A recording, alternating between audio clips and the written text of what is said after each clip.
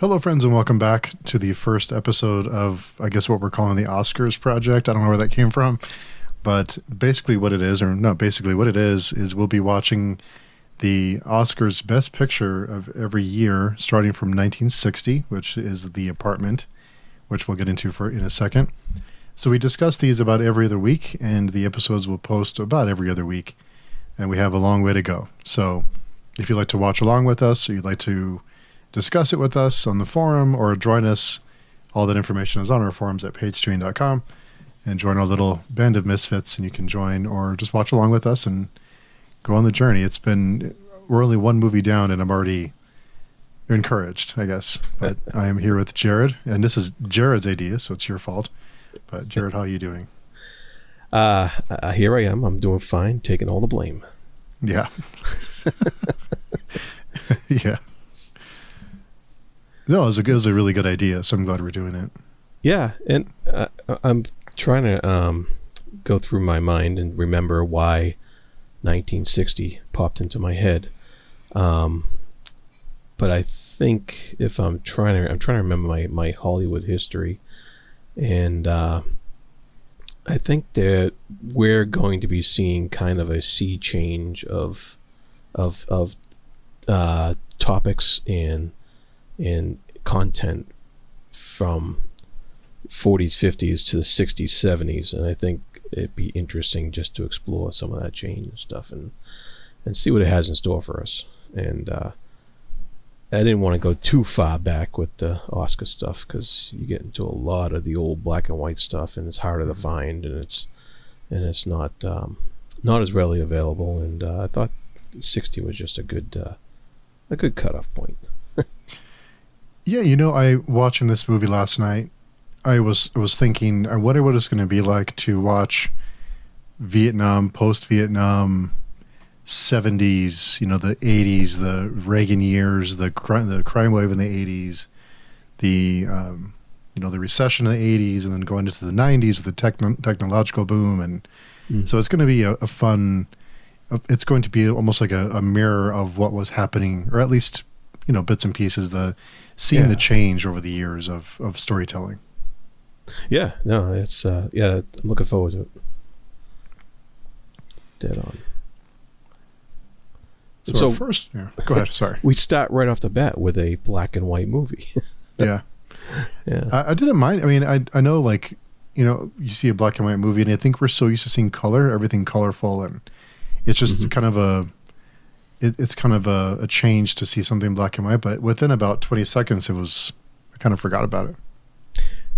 That's a good point, because I think most people associate black and white with grainy and older TVs, but when you have nowadays you have the high def, and then as long as the film has been updated to reflect that, black and white can actually be quite beautiful, and I found with this film that was the case.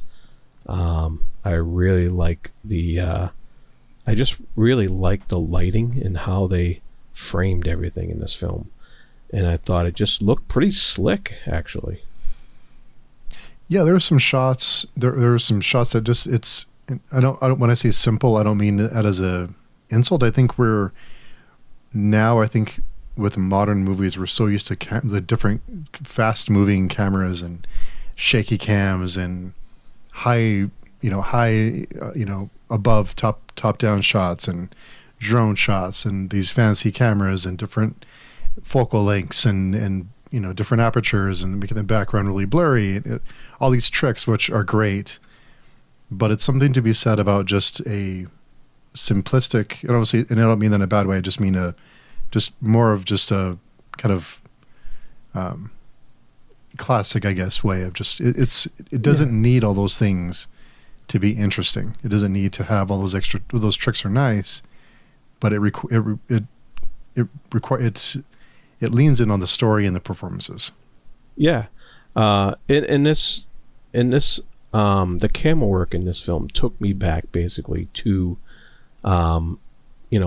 filmmaking 101, where you have a framing shot, and the shot of the frame of the camera had a frame around it in almost every instance.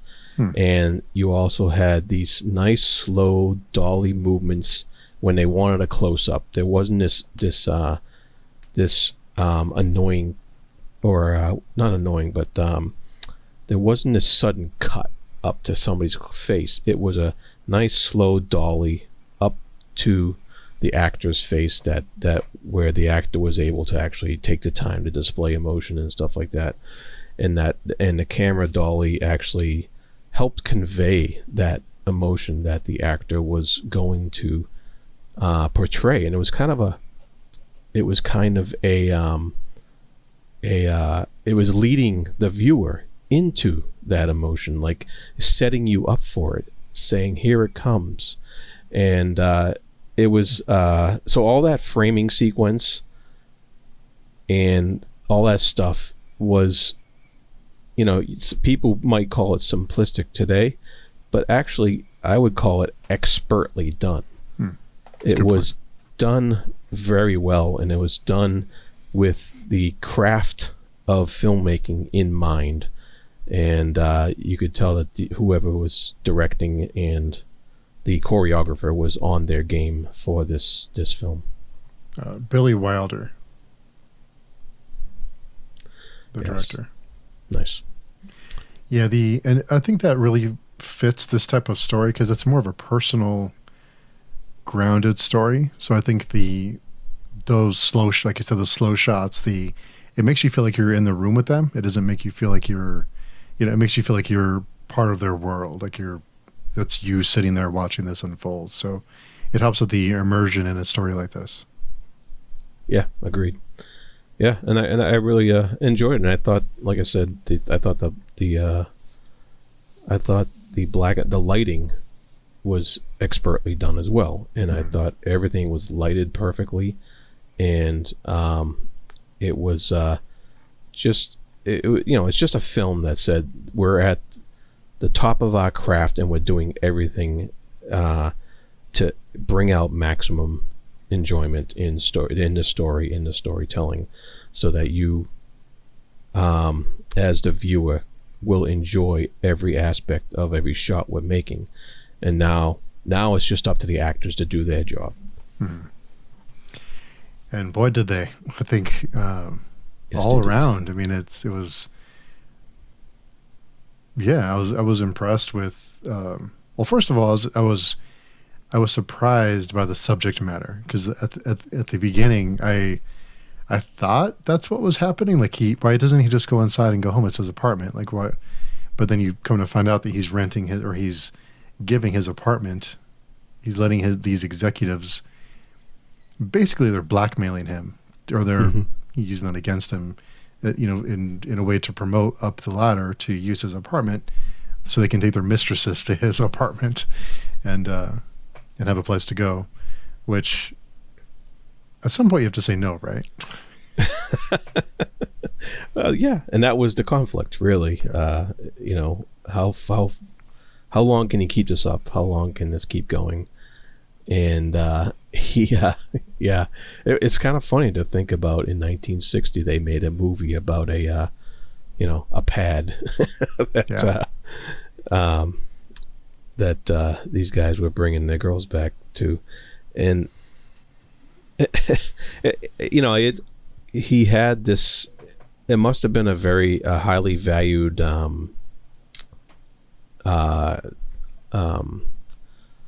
plate, like the location.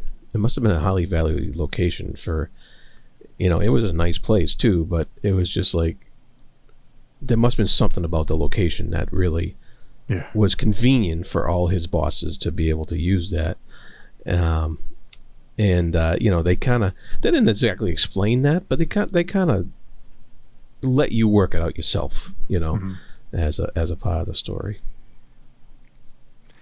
I was surprised with that, and of course the neighbors just kind of, can you donate your body to science, and you're a sex pot and stuff. It was really funny. I was surprised how funny it was, especially with the sexual innuendo.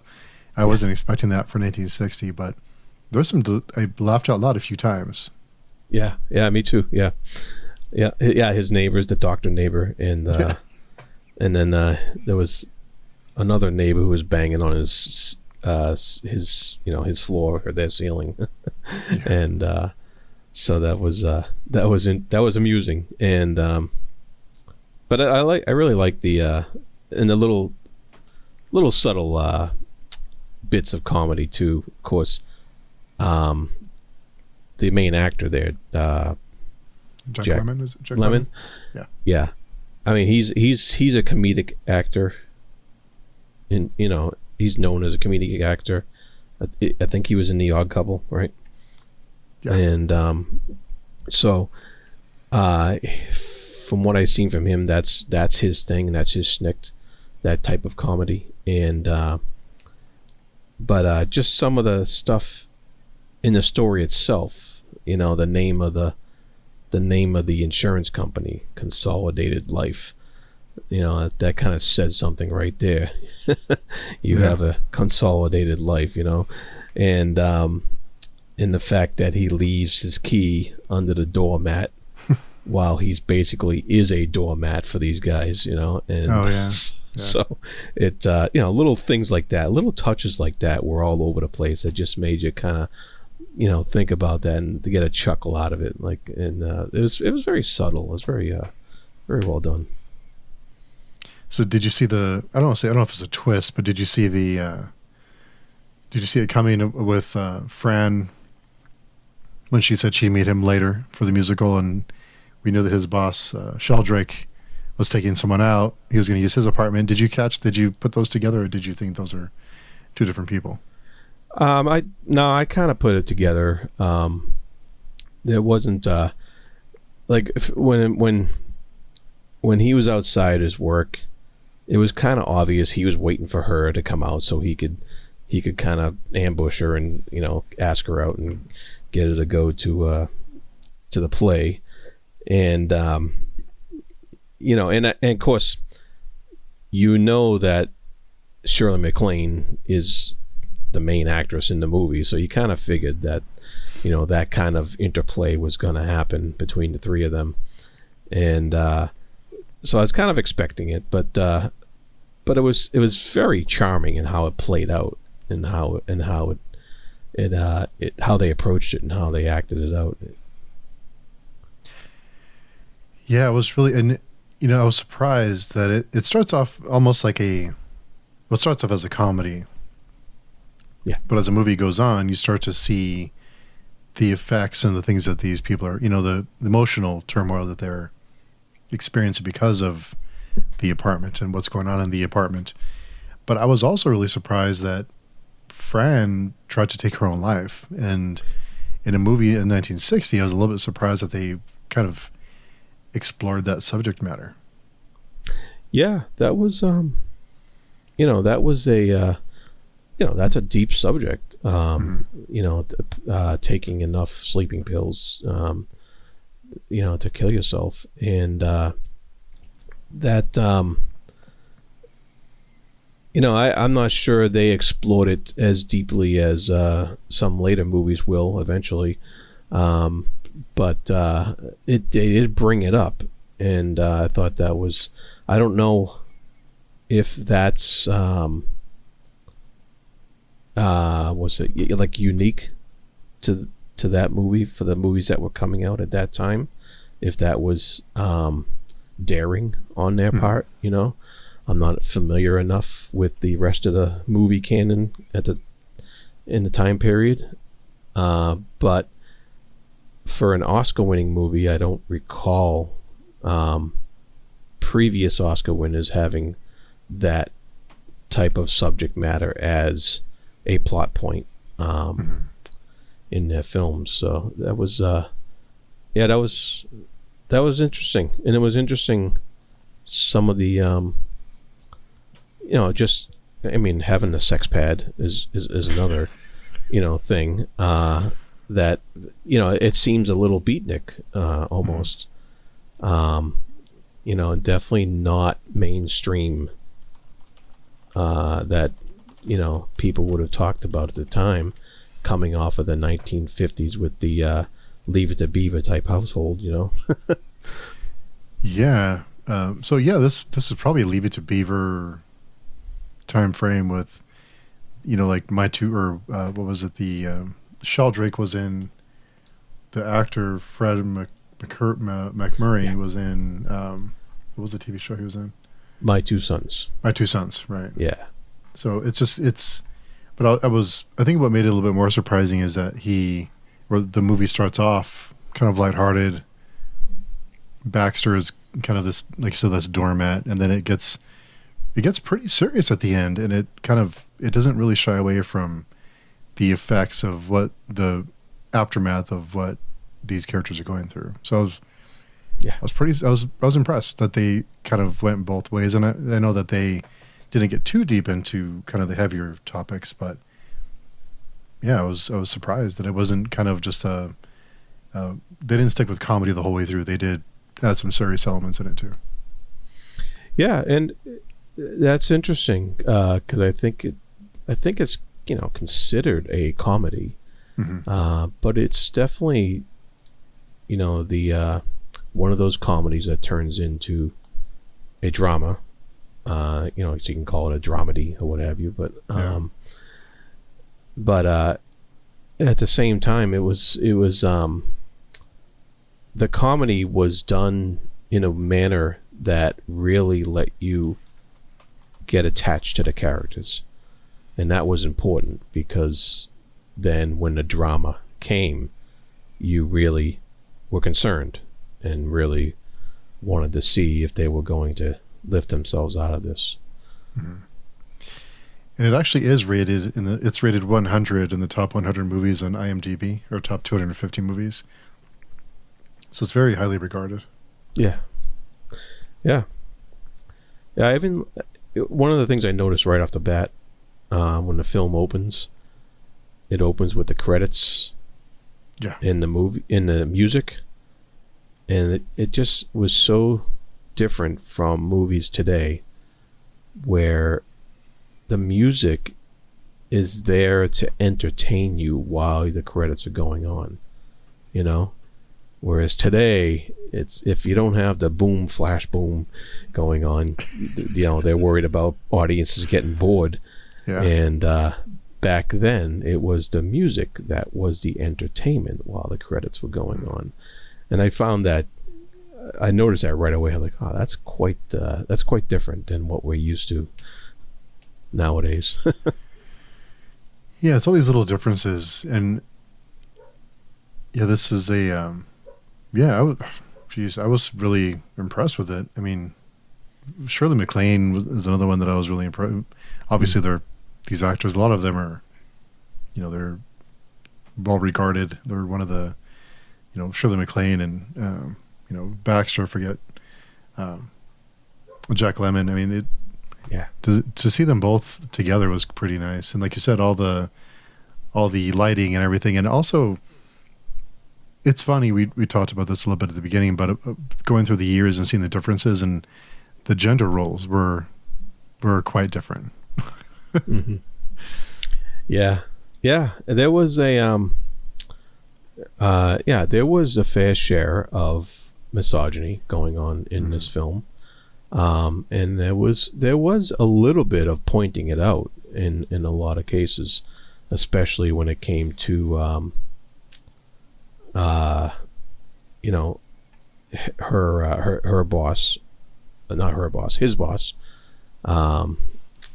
and how he, like, we knew that he was a womanizer, and he was just, you know, messing with her head basically and leading her along, and she was totally in love with him, but that was exposed. That part of him was exposed, and I think that was a part of what this film was trying to say, that this stuff is exposed.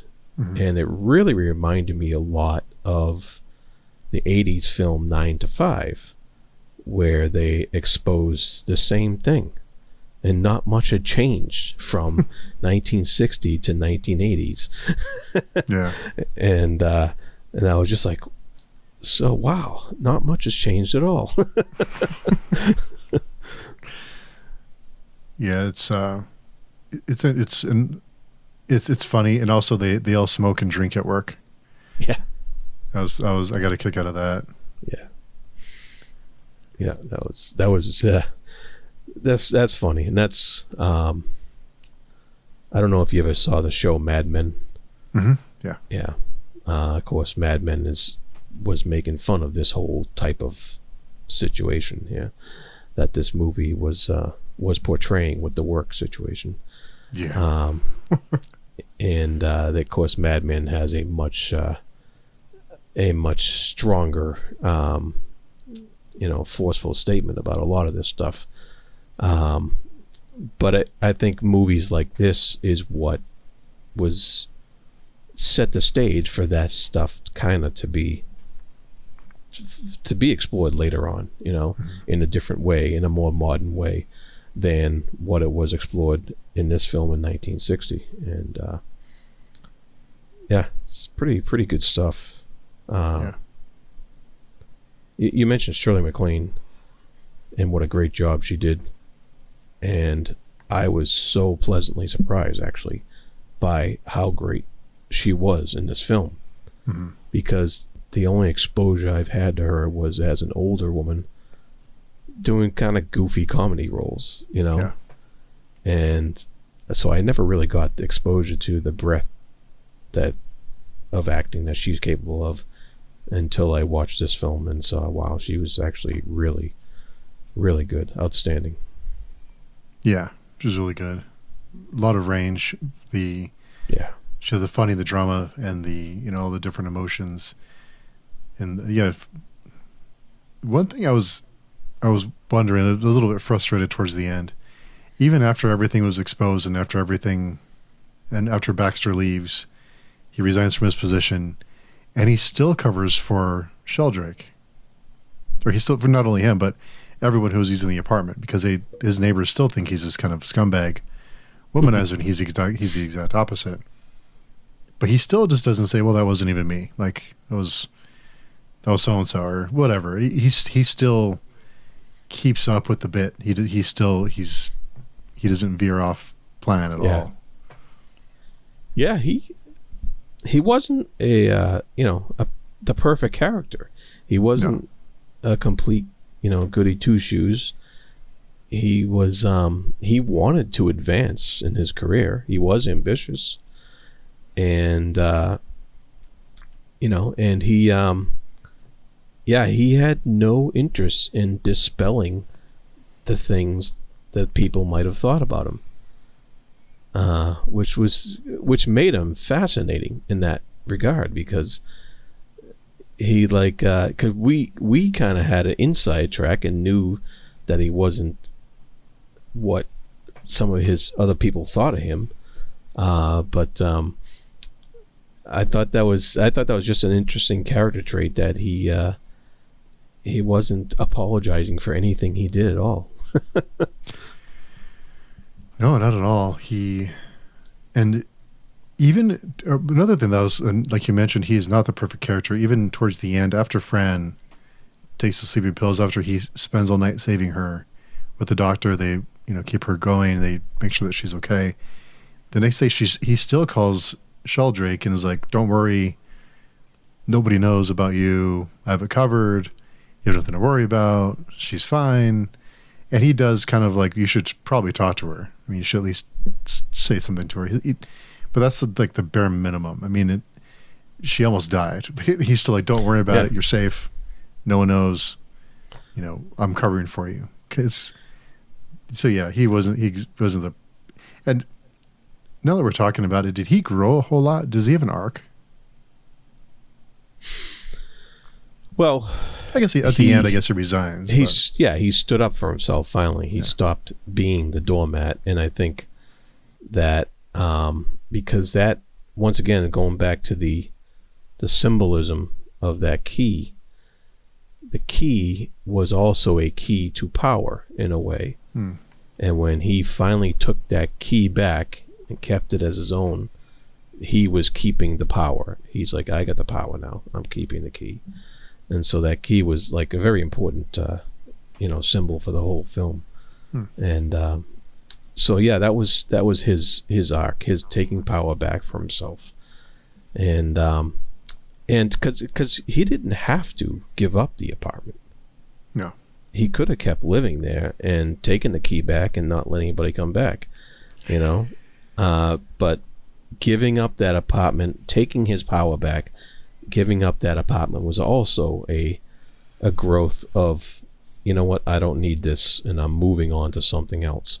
And so that was I think that was his arc, his deal.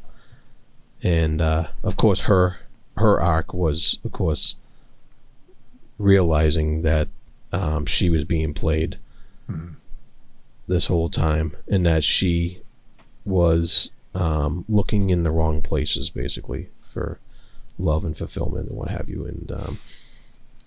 and her finally realizing that at the end was her growth. Yeah, it's such a kind of, and if you think about it, it's such an invasive thing to have strangers go to your apartment and do whatever it is they do and then just leave. And yeah, I mean, I'm sure you can fill in the blanks of what would be left behind, but that's kind of, it's so looking back, thinking back on it now, that's just really gross. Like to have your place and you go to sleep in the same bed and they drink your wine and your champagne and eat your food and eat your crackers and they just leave. And it's like that's such a disrespectful thing to do to someone. So yeah, he was definitely a doormat. Yeah. And he had to clean up after him. Yeah. And you got yelled at when there was no crackers. Yeah.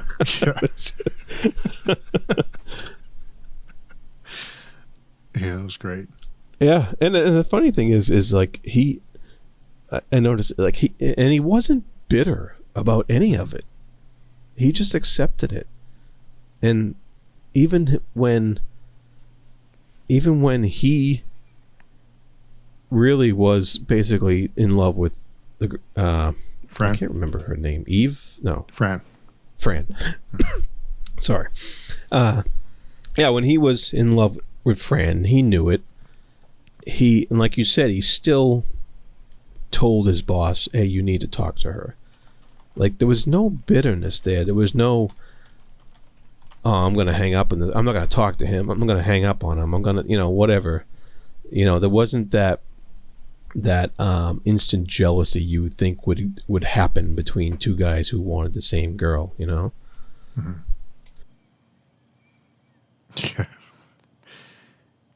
Yeah. Even after he knows what's happening to Fran, he still doesn't crack. He still continues. He does avoid her though for a little while, but that was about it. He was still, even after she stood, and then she stood him up. That was rough. There he is with the cold, sick, in the rain, waiting outside. So that was. You really feel for him because he really does have a thing for her. Yeah. Oh yeah. Yeah. And so it was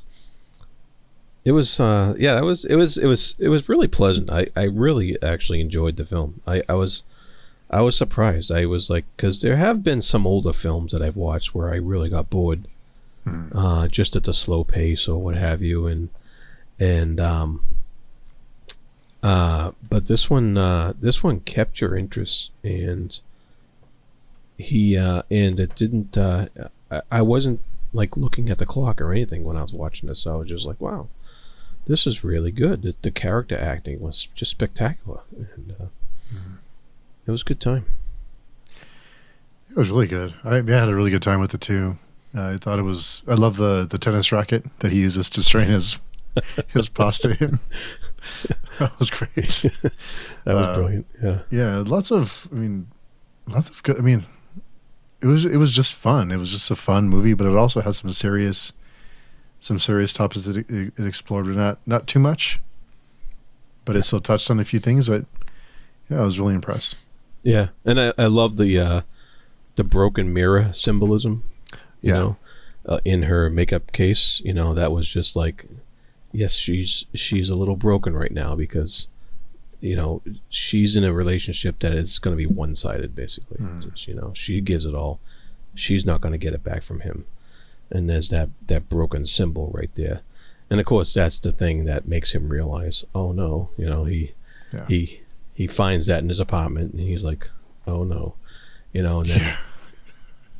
then when she tries to kill herself, he sees that was hers, and he puts two and two together and everything, and so that was just so there's we mentioned that, we mentioned the key symbolism, we mentioned the doormat, and all that stuff. So there's like a lot of little symbols like that put throughout the whole film, representing each character's state in their actions.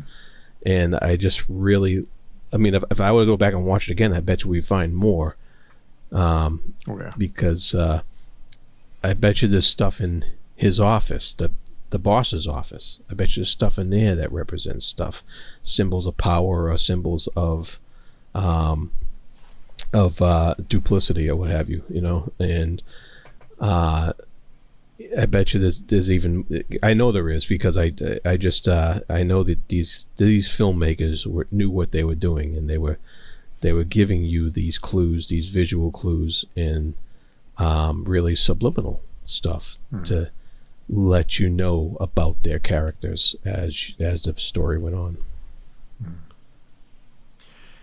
Yeah, it was a really good time. I was really pleasantly surprised. I wasn't sure what to expect because I didn't really know anything about the movie. I didn't watch a trailer. I didn't look into it. I didn't read a synopsis or anything. But yeah, I was impressed. I mean, I really enjoyed it. Yeah, it was great. And what was the? Oh, I love the TV. Oh yeah, with the 3 channels and the big fat remote with the wire on it. The dial. The dial. I thought that was great. That was good. Yeah, that was and kind of flipping back and forth, and he goes back to the fourth. There's only 4 channels, and he goes back, and it's like, well, let's talk about another sponsor, and then they'd have another commercial for another sponsor, and yeah, all that was really clever. I thought all that was really good. I was really impressed. Yeah, it was really good. I was yep, like you said. Then that's just the like I'm putting all this together, and I'm like, when I was done watching, I was like, yeah, all these notes I took here was the reason why this film won Best Picture. It was all there. The choreography was beautiful, the lighting was perfect, the directing was perfect, and the acting was outstanding. And you could just tell it had the whole package for something that was going to win an Oscar. I don't know what it was up against that year. Yeah.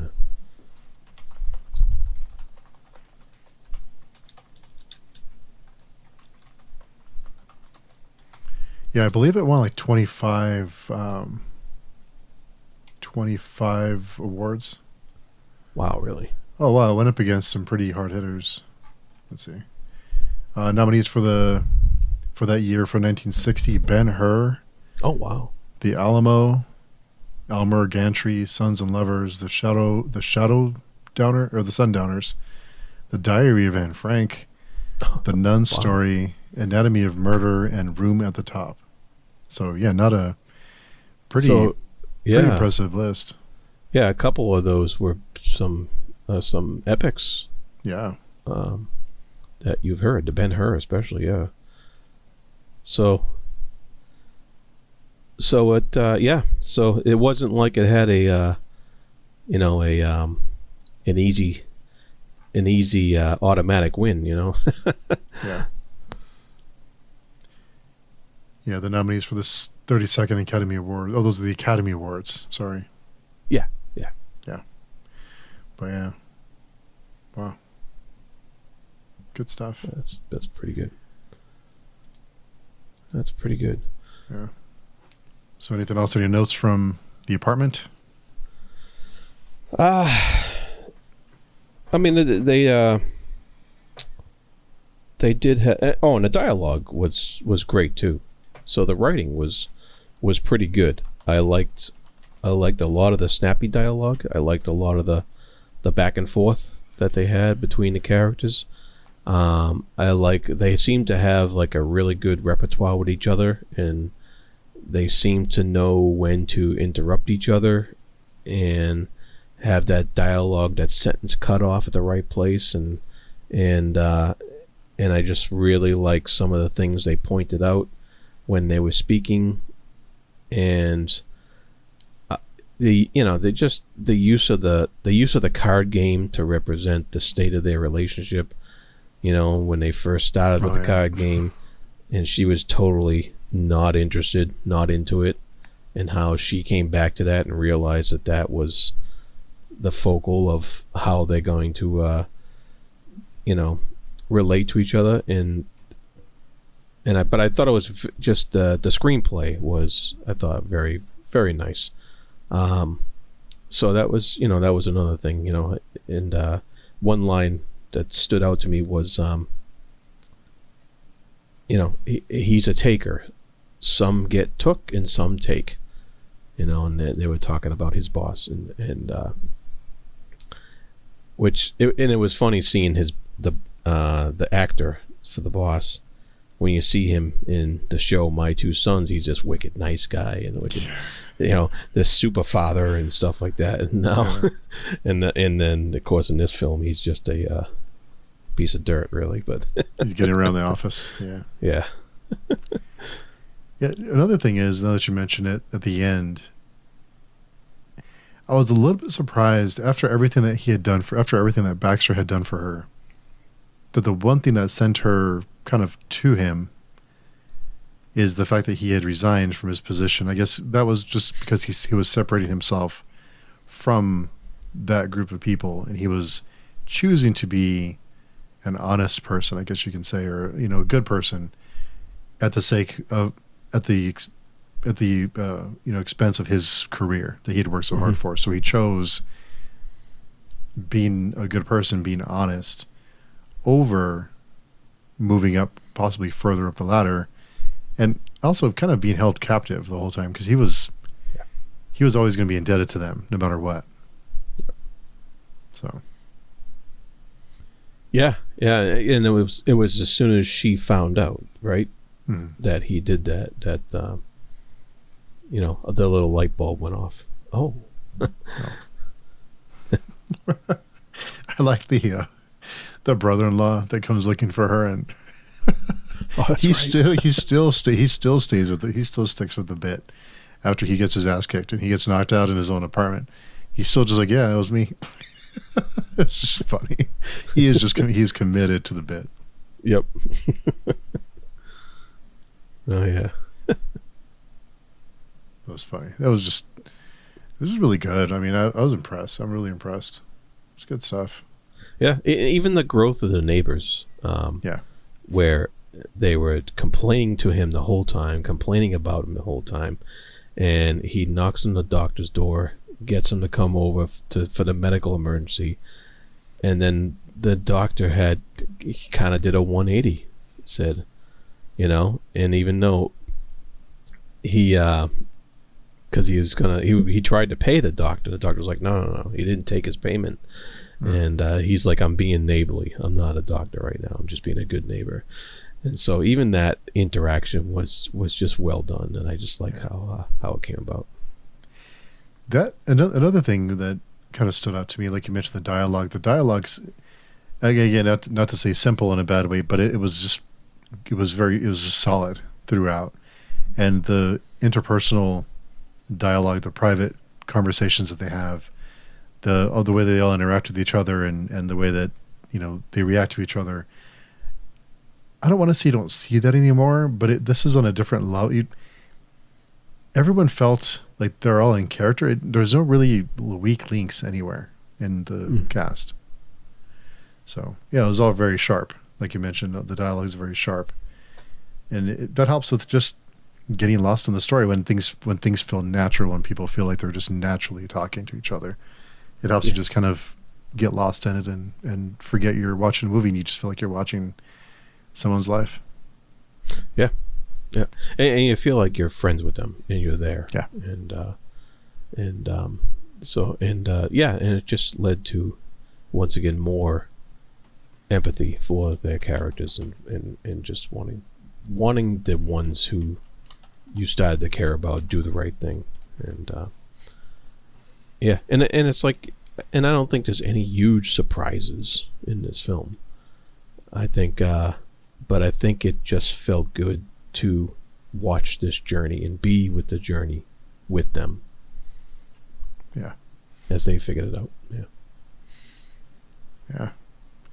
So are you into ratings, or do you want to do a rating system, or what do you feel like we can? Because if we do it now, we have to do it throughout. So I know. Whatever you decide you're committing for the next like 3 years, but no kidding.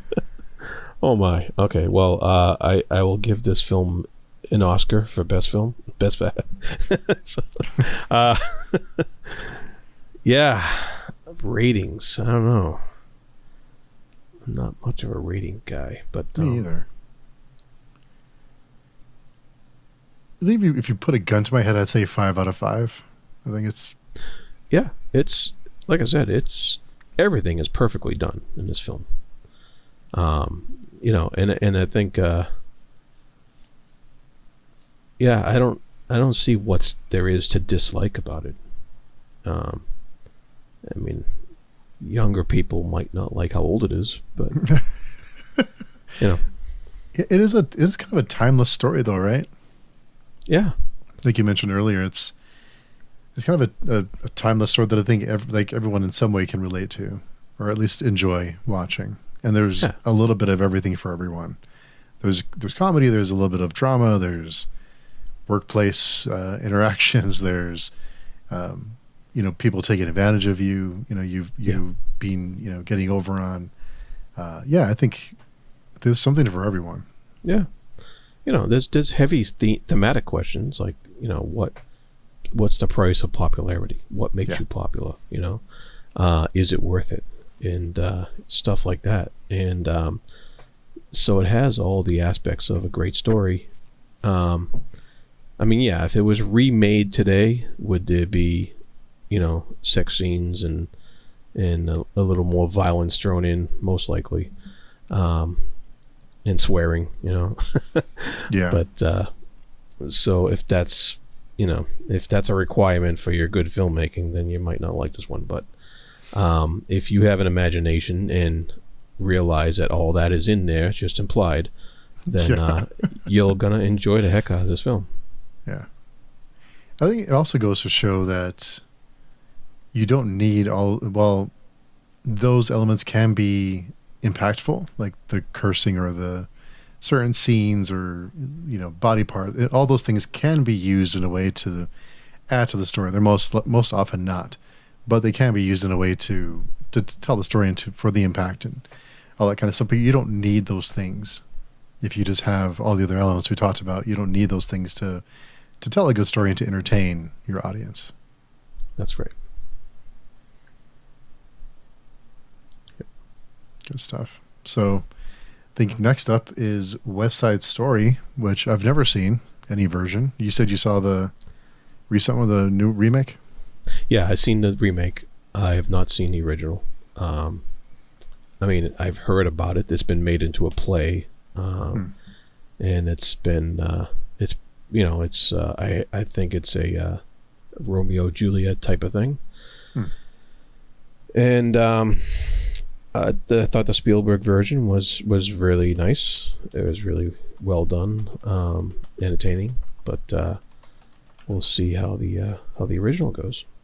Yeah, I'm excited. I'm not the biggest fan of musicals, but I think that's part of what makes this project that we're doing fun. Is we're watching and experiencing things we maybe wouldn't otherwise. Like I would have never watched The Apartment, but if we didn't do this, I would have never even exactly. So that's what's fun about it. Yeah. And who would have known that a black and white comedy, quotes, from 1960 would be such a hit. Yeah, exactly. Exactly. Well, cool. Hope everyone is watching along with us. If you, like I said, if you are watching along, or you want to discuss these films, or you would like to discuss them with us, check out our forum at patreon.com. If you're not already a member, just register for an account, and we will approve your membership. And yeah, just we always would like to make new friends, and we're a friendly bunch. So until next time, Jarrod, where can people find you? You can find me at the Fantasy Thinker YouTube channel, where I talk about fantasy literature in all its forms. And you can find me on pagechewing.com, and you can find me on podcasts like Speculative Speculations and Film Chewing Podcasts and other stuff. All kinds of stuff.